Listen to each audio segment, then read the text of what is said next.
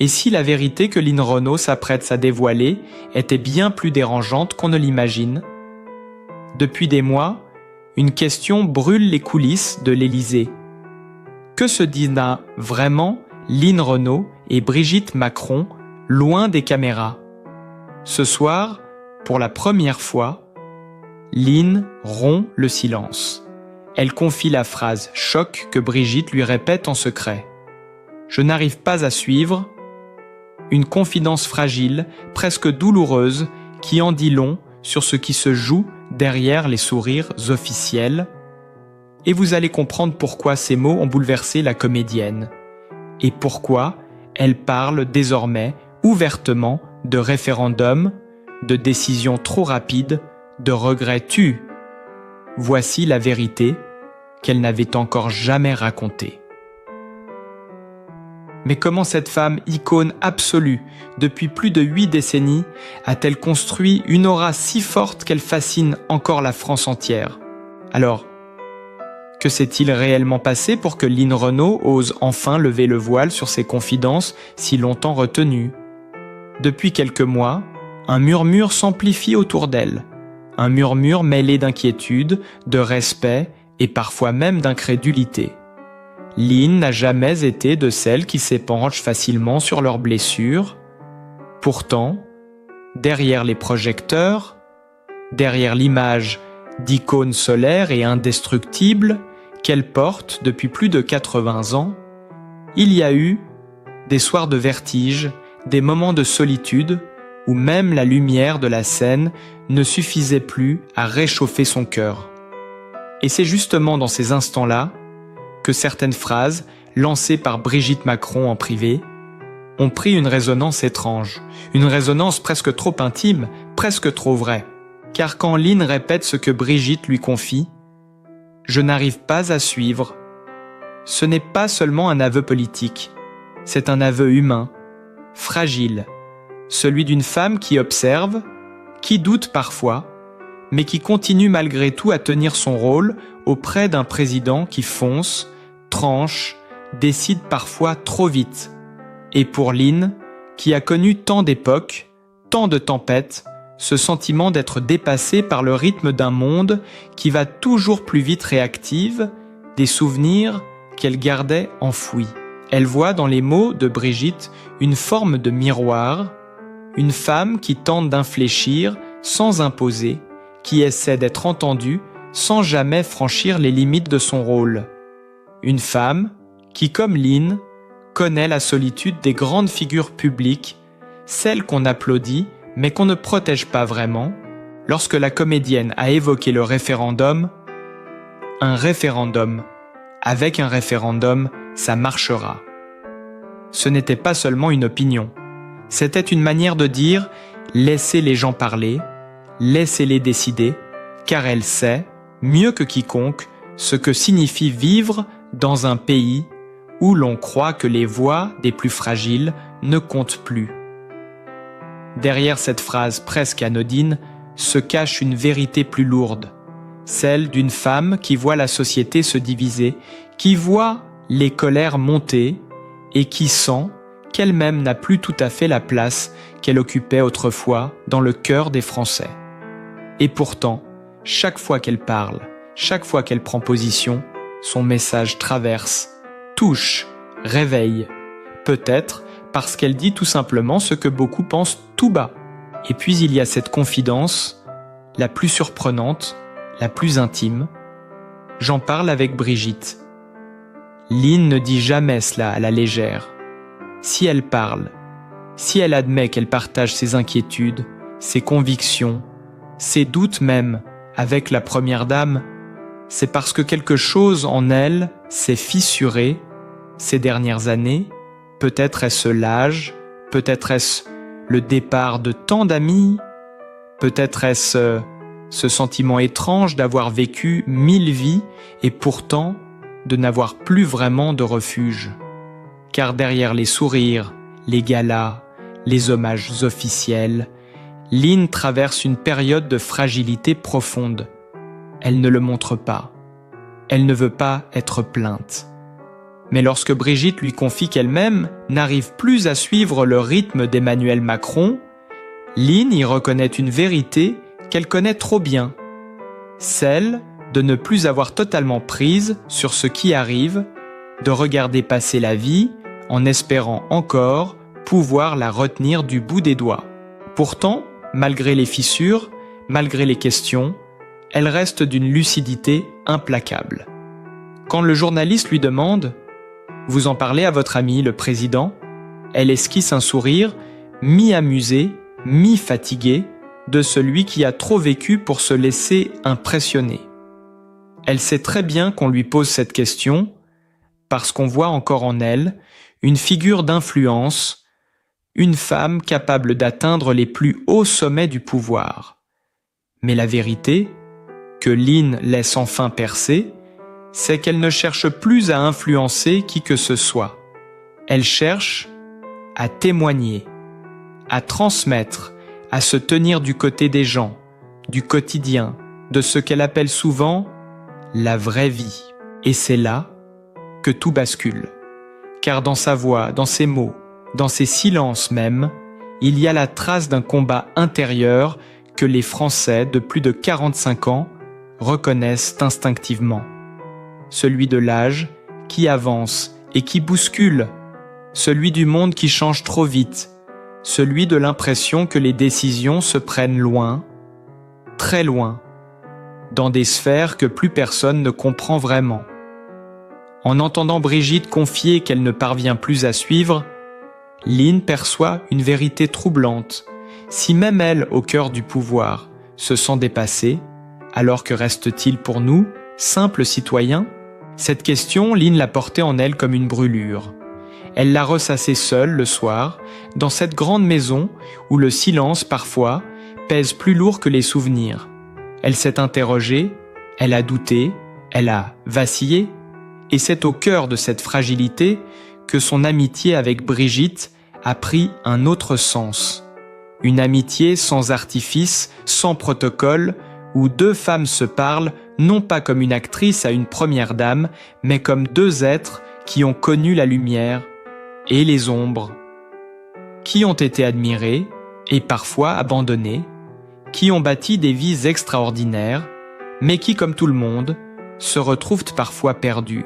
Et c'est précisément cette vérité-là que Lynn accepte enfin de dévoiler. Une vérité douce, amère, humanisée, pleine d'humanité, pleine de rire, de recul, parfois même d'une pointe d'humour, comme pour alléger le poids de ce qu'elle confesse. Car oui, Lynn sait faire sourire même quand elle parle de ce qui fait mal. Mais derrière l'humour perce un aveu plus grave, celui de la fatigue, du cœur qui se serre, des décisions qui lui échappent, du monde qui glisse. Et dans ce tumulte, les mots de Brigitte « Je n'arrive pas à suivre » résonnent comme une confidence partagée, une fragilité assumée, un miroir tendu entre deux femmes que tout sépare, sauf l'essentiel, la vérité nue, rare, authentique de leur lien. Et c'est précisément à cet instant, quand le ton se fait plus grave et que la confidence de Brigitte résonne encore dans l'air, qu'une autre question, plus lourde, plus vertigineuse, s'impose. Jusqu'où Lynn Renault est-elle prête à aller pour défendre ce combat qui la traverse depuis tant d'années? Le journaliste, sentant l'émotion affleurer derrière son calme apparent, bascule alors vers le cœur brûlant du débat. La proposition de loi sur l'aide à mourir. Et soudain, tout change. La pièce semble se rétrécir autour d'elle, comme si la France entière retenait son souffle pour entendre ce que cette femme, devenue symbole d'humanité et de courage, s'apprêtait à dire. Il faut se souvenir que Lynn n'a jamais parlé de ce sujet comme d'un concept abstrait. Pour elle, ce n'est pas une idée théorique, ce n'est pas un drapeau politique. C'est la cicatrice la plus intime de son parcours, le souvenir de ceux qu'elle a vus partir dans la douleur, le regret d'avoir parfois accompagné des amis jusqu'au seuil de la souffrance, sans pouvoir les soulager. Ce combat-là, elle le porte comme on porte une urgence, comme on porte un dernier devoir. Et lorsque le nom d'Olivier Falorni est prononcé, lorsque la menace d'un enlisement parlementaire se dessine, lorsque l'éventualité d'un référendum surgit, son regard s'éclaire d'une flamme étrange entre détermination et lassitude. Le journaliste insiste, presque maladroit, mais sincère. Si en janvier ou février, tout reste bloqué, seriez-vous favorable à un référendum pour mobiliser les Français? On sent dans sa voix qu'il ne pose pas une simple question politique. Il cherche la vérité, il veut savoir jusqu'où Lynn est prête à aller. Et à ce moment précis, ce n'est plus l'artiste qui répond. Ce n'est plus l'ami de Brigitte Macron, ni l'icône médiatique. C'est la femme, pure, dénudée, sans filtre. Elle inspire légèrement, comme si les mots qu'elle s'apprête à prononcer avaient besoin d'un dernier souffle pour franchir ses lèvres. Puis, d'une voix posée mais vibrante, elle tranche une note de lumière dans une phrase qui tombe comme une évidence. Oui, il faut un référendum. J'y suis favorable. Avec un référendum, ça marchera. Pas d'hésitation, pas de prudence politique, pas de détour. Ce oui n'est pas un geste stratégique. C'est un cri venu du fond du cœur, un cri que des milliers de familles françaises reconnaîtront parce qu'elles aussi ont accompagné, ont souffert, ont regretté. Ce moment, d'une rare intensité, révèle plus qu'un engagement. Il révèle la transformation intime de Lynn Renault, une femme qui longtemps s'est tenue dans la lumière sans jamais vraiment exposer ses fragilités, choisit soudain d'assumer publiquement une cause qui la bouleverse jusque dans sa chair. Et cette bascule, les téléspectateurs la sentent. Il y a dans ses yeux cette lueur particulière qu'ont ceux qui savent que le temps est précieux, ceux qui n'ont plus peur de dire ce qu'ils pensent, ceux qui veulent laisser derrière eux un geste, une marque, une dernière pierre posée avec soin sur le chemin des générations futures. Dans le studio, un silence presque sacré s'installe. Le journaliste, un instant déstabilisé, tente de relancer, de nuancer, mais Lynn, elle, reste droite, déterminée, presque solennelle. « Je veux que les Français puissent décider », ajoute-t-elle, la voix légèrement voilée. « Je veux qu'on écoute ceux qui souffrent, ceux qui n'ont plus la force d'attendre que le Parlement se mette d'accord. » On perçoit alors, dans le tremblement discret de ces mots, le souvenir d'amis chers, de visages aimés, de moments où elle s'est sentie impuissante. Ce n'est plus un débat institutionnel, c'est une vérité humaine qu'elle dépose là, devant les caméras. Et dans le même souffle, son échange précédent avec Brigitte Macron prend une autre dimension. Les confidences, les doutes, les « je n'arrive pas à suivre ». Tout cela semble soudain converger vers un même point. La nécessité de parler vrai, même quand cela dérange, même quand cela bouscule. Car Lynn n'ignore pas que sa prise de position peut diviser. Elle n'ignore pas qu'un référendum sur l'aide à mourir peut déclencher un débat profond, parfois douloureux, dans la société française. Mais elle sent que le moment est venu, qu'elle ne peut plus se taire, qu'elle doit utiliser ce qu'il lui reste de force, de notoriété, de voix, pour défendre ceux qu'on oublie trop souvent. Alors elle continue, avec cette sincérité désarmante qui la caractérise. Vous savez, ce n'est pas une question de politique, c'est une question de dignité, une question d'amour. Et ces mots, si simples, si justes, résonnent dans la pièce comme un appel. Elle raconte alors, avec une pudeur poignante, les livres qu'elle a lus, les témoignages qu'elle a reçus, les courriers déchirants de familles qui lui écrivent parce qu'elles n'ont plus personne d'autre à qui parler. Elle évoque des nuits d'insomnie, passées à repenser à ceux qu'elle n'a pas pu aider. Elle confie, sans pathos, mais avec vérité, qu'elle-même a peur d'un départ imposé, d'une fin qui ne serait pas à son image, d'une souffrance que personne ne pourrait adoucir. Ce passage, d'une intensité douce et profonde, relie alors le combat public à la blessure intime. Et soudain, l'auditeur comprend. Si Lynn Renault défend le référendum, ce n'est pas seulement pour l'avenir des autres. C'est aussi un peu pour elle, pour apaiser une inquiétude ancienne, pour réparer quelque chose qui s'est brisé en elle il y a longtemps, pour offrir à la France un choix qu'elle aurait voulu voir exister lorsqu'elle-même en a eu besoin. Le journaliste, touché, hoche la tête. On sent que lui aussi mesure la portée de ce moment. Ce n'est plus une interview, c'est un aveu, une transmission, un passage de témoin. Et dans ce frémissement presque imperceptible, dans cette humanité qui déborde les mots, se dessine une conviction nouvelle, que la France, peut-être, écoutera enfin ce que Lynn a à dire. Et c'est justement au moment où son combat prend une dimension plus intime que la voix de Lynn, au micro de RTL, retrouve une clarté presque apaisée. Comme si, après les tempêtes d'hier, elle s'autorisait enfin à parler non seulement de ce qu'elle pense, mais de ce qu'elle ressent profondément. Lorsqu'on l'interroge sur l'aide à mourir, son regard change. Une douce gravité passe dans ses yeux, une gravité nourrie par l'expérience, par l'amour d'une fille, par la douleur d'avoir vu sa propre mère se débattre avec la souffrance, incapable de partir dignement. Ce souvenir-là, elle le porte comme une marque, un souvenir qu'elle n'a jamais réussi à effacer. Et c'est précisément ce qui rend son engagement si puissant, si vrai, si difficile à ignorer. Au micro de RTL, elle ne cherche pas à émouvoir.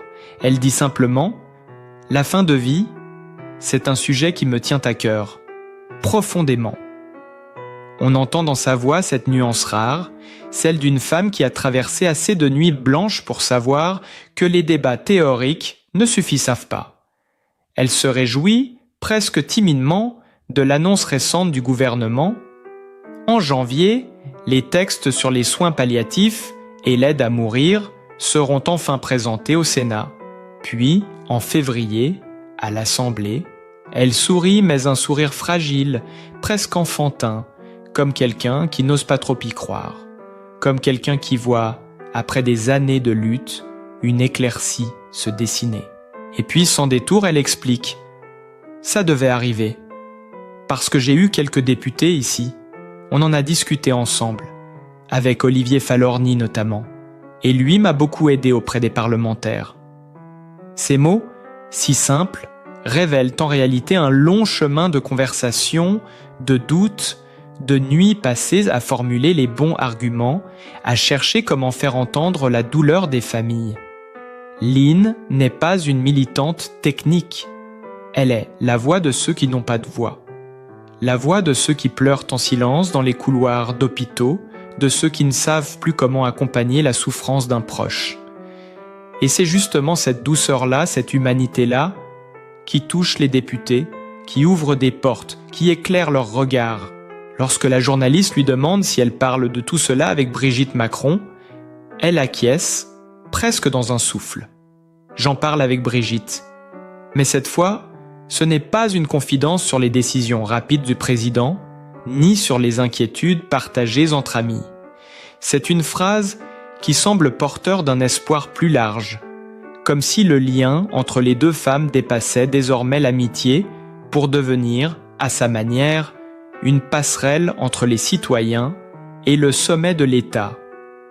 Elle raconte, avec une tendresse contenue, comment Brigitte écoute, comment elle s'inquiète parfois, comment elle se sent dépassée par le rythme effréné du pouvoir, mais comment, malgré tout, elle cherche à comprendre la portée de ce combat, et c'est là qu'émerge une ligne nouvelle, une ligne apaisée, presque réconciliée avec le temps, avec les épreuves, avec les années qui passent. On la sent en train de traverser quelque chose de rare, une forme de renaissance intérieure, le sentiment d'avoir trouvé, à plus de 90 ans, un dernier rôle à jouer. Non plus celui de l'artiste, ni celui de l'icône, mais celui de la femme qui transmet. Elle ne cherche plus à convaincre. Elle cherche seulement à dire ce qu'elle croit juste, et dans cette sincérité absolue, il y a une puissance tranquille qui touche directement le cœur de ceux qui l'écoutent. Lynn évoque alors, avec une douceur presque philosophique, cette idée de réconciliation, avec sa propre histoire, avec ses regrets, avec la réalité de la fin de vie qui, un jour, touchera chacun d'entre nous. Vous savez, dit-elle avec un léger sourire, la dignité, c'est tout ce qui nous reste quand tout le reste s'échappe. Dans cette phrase, il y a toute sa sagesse, toute son expérience, tout ce que les années lui ont appris. Elle ne dramatise pas, elle ne force rien. Elle raconte simplement ce que la vie lui a enseigné. Qu'on n'est jamais aussi fort que lorsqu'on accepte sa vulnérabilité, qu'on n'est jamais aussi vivant que lorsqu'on regarde en face ce qui fait peur. Et alors, quelque chose se dépose dans l'air comme une forme de paix, une paix que seuls les témoins du temps savent te transmettre. Lynn parle du dialogue avec les parlementaires, non pas comme d'une bataille politique, mais comme d'un chemin humain, fait de discussions, de désaccords, parfois d'incompréhension, mais toujours de respect. Elle raconte les députés venus chez elle, autour d'un thé ou d'un café, parlant de lois, mais aussi de leurs propres histoires familiales, de leurs propres peurs. Et soudain, le spectateur comprend. Derrière les enjeux nationaux, il y a des êtres humains, fragiles, sensibles, touchés, eux aussi, par la question de la fin de vie. Dans cette séquence, Lynn Renaud ne cherche plus à convaincre, elle cherche à apaiser, à ouvrir un espace où la société française peut, pour la première fois depuis longtemps, parler de la mort sans la fuir, sans honte, sans tabou. Comme si sa voix usée mais solide traçait un chemin entre la douleur du passé et la douceur d'un avenir qu'elle n'est pas certaine de voir, mais qu'elle espère de toutes arrêts de ses forces. Dans le calme qui suit ces mots, on comprend que le combat de Lynn Renaud dépasse les lois, les débats et les échéances politiques. Il touche à quelque chose de simple et de profondément humain. La manière dont chacun souhaite être accompagné, écouté, respecté jusqu'au dernier souffle. Avec sa douceur et sa lucidité, Lynn nous rappelle que la dignité n'est pas une idée abstraite, mais un lien qui nous unit tous, quelles que soient nos histoires. Elle n'impose rien, elle propose, elle ouvre un chemin. Et peut-être est-ce là sa plus belle leçon, avoir le courage d'aimer la vie jusqu'au bout, tout en acceptant qu'elle s'achève avec sens et tendresse. Si ces mots vous ont touché, si son témoignage résonne en vous, n'hésitez pas à laisser un commentaire, à aimer la vidéo ou à vous abonner. Votre soutien permet de poursuivre ces récits qui éclairent nos vies et honorent ceux qui osent dire la vérité.